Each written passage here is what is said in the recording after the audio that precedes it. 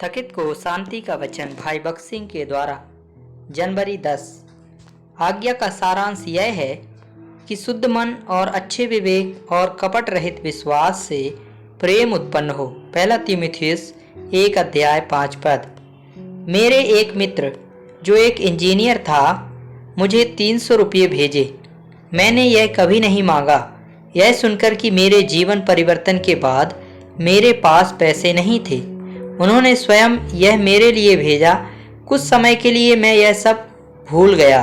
एक दिन मुझे प्रार्थना करना कठिन लगने लगा और प्रभु ने मुझे याद दिलाया।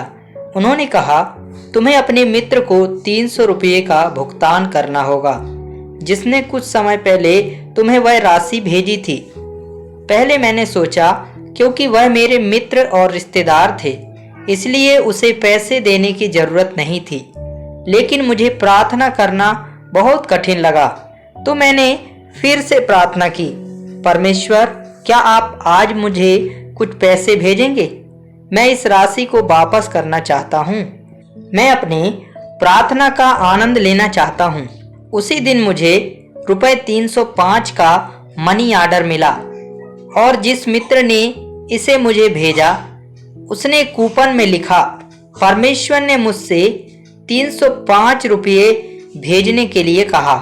मैंने कहा, परमेश्वर मैंने केवल 300 रुपये ही मांगा था पर आपने 305 रुपये भेज दिया।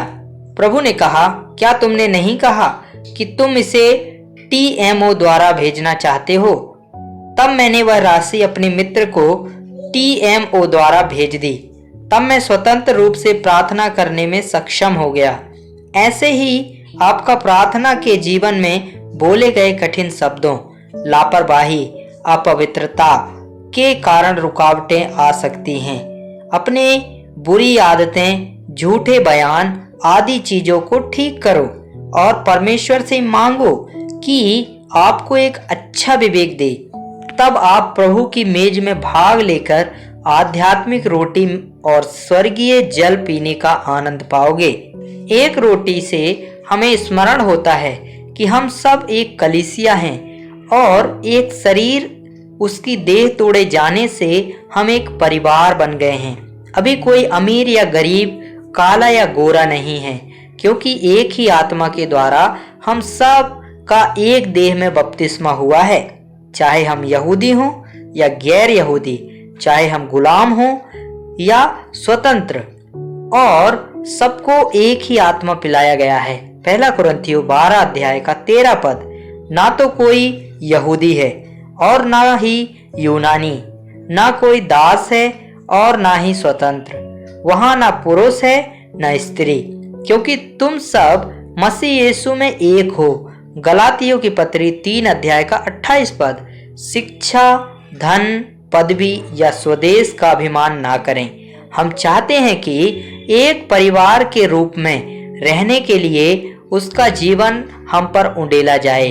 परमेश्वर के सामने हम सभी समान रीति से बहुमूल्य हैं। यह हमारी गवाही है कि परमेश्वर के सामने हम समान रूप से अनमोल हैं और उतना ही महत्वपूर्ण है क्योंकि हम उसी प्रभु द्वारा एक ही लहू से खरीदे गए हैं। उसने हम सब के लिए एक ही कीमत चुकाई है।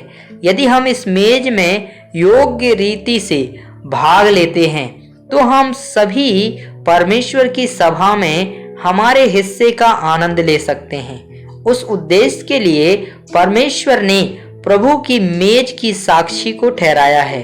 एक शुद्ध जीवन जीकर उनके आगमन के लिए स्वयं को तैयार रखें। कैसे उस मेज को स्वेच्छा से खाएं और पिएं और एक परिवार के रूप में कैसे रहें, वह हमें सिखाता है। प्रभु हमें उसके आने के लिए तैयार रखे।